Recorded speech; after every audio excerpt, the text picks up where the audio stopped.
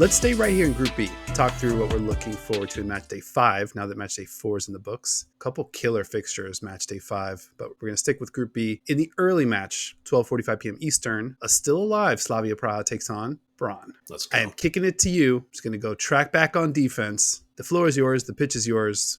I appreciate the setup. So let's start with Praha. If you're Praha in this spot, you should feel good about a few things. You're coming off a big win at home. You get to stay home for this match. And thirdly, you only lost 1-0 in the reverse fixture on match day 2. But, and I say this, fully acknowledging that I think both of us have come to kind of fall in love with Brann over this process. Here are a couple counterpoints. The match Praha just played was physically and emotionally taxing. Brann's last appearance in the Champions League was them tying the juggernaut Lyon 2-2. Pretty great showing. And now this is hard to find over here in America. I mean, it's on social media. I was trying to find more information on it. Luckily now there are so many really kind and cool people who enjoy our program that we follow on social media. So they were talking about this match. Brann got a little run over their break. They played the Norwegian lower tier club Viking, amazing name, obviously.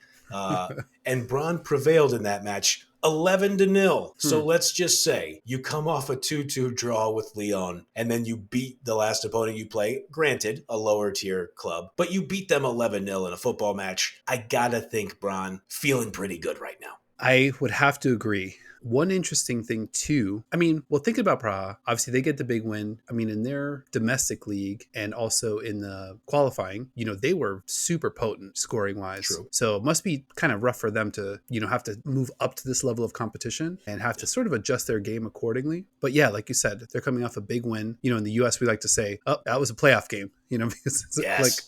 That was a knockout stage game for all intents and purposes to kind of like globalize the terminology here. But now that we're in match day 5, we get to look at things like the stakes with regards to each game, because now there are group stage machinations to kind of look at. And I think in this one, Brann, they want to punch their ticket with a win here into the quarters. They're 3 points ahead. All of a sudden, a loss, as unlikely as it is, this one's on the road for Brann, so they're going to have to actually bring in, like you mentioned, 1-0. Not a huge gap between these two sides the first time around. Brann's the better side by a lot. They should be super rested, super prepared. Like you said, they're coming off a big win at home. I think they just kind of want to get it over with. So I think a win here punches their ticket into the quarters, and then they can get ready for that final 8. Yeah, I think you're totally right. I'm kind of two minds of it. So you got to wonder, is Praha going to try to attack Brann the way they attacked STP in the first half this past week? If they do, I think Brann clearly has the attacking potency to make them pay and could possibly make them pay early, exactly to your point of let's bury this team ASAP. Like if we could get 2 in the first 35 minutes, we're kind of smooth sailing. However, if you're Praha and you say, okay, we don't want that to happen, we're going to try to sit back, park the bus, and try to win on the counter, you have to ask yourself the question, do they have enough defending potency to soak up Brann's attack and deal with kind of an endless pressure from the Norwegian side? I think it's a real tough spot for Praha. You mentioned it didn't feel like there was a ton separating these two squads on match day 2. Brann, they feel different, man. They're growing into the tournament, to use another footballing cliche, but I think you're right. I think Brann is clearly the better team. I expect them to win on the road,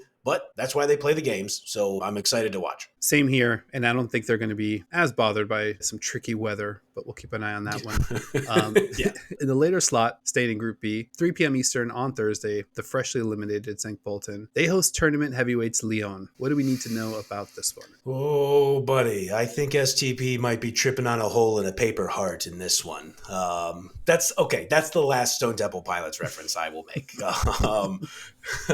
I didn't get that one. Okay, yeah, for clarifying.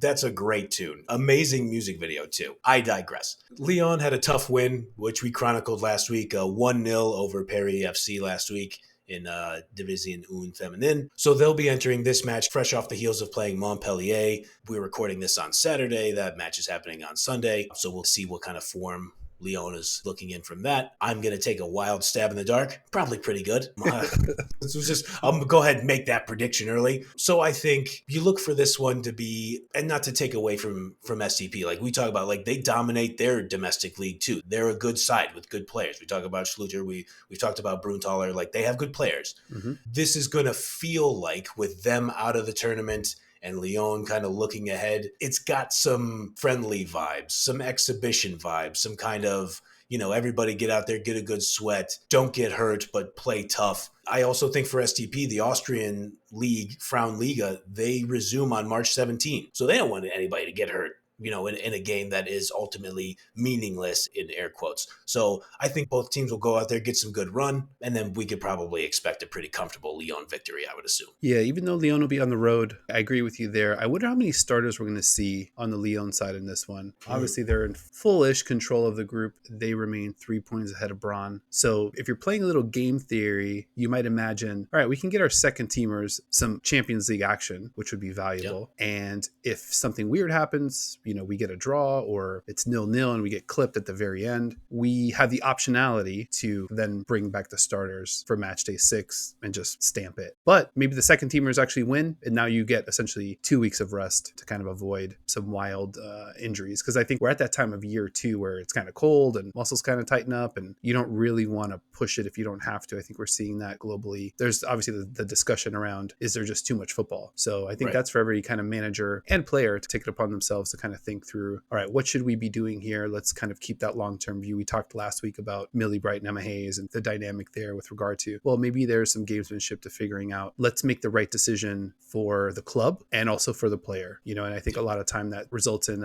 maybe getting a little bit of extra rest. So I think Lyon, we could see a second team kind of performance here, which would be a little bit exciting for us, get to know some of the players that are kind of waiting in the wings there. But yeah, we'll definitely be locked into this one Thursday, 3 p.m. For sure. I think there's still some information to be gained, even if it's not all the starters out there. Yeah, 100%.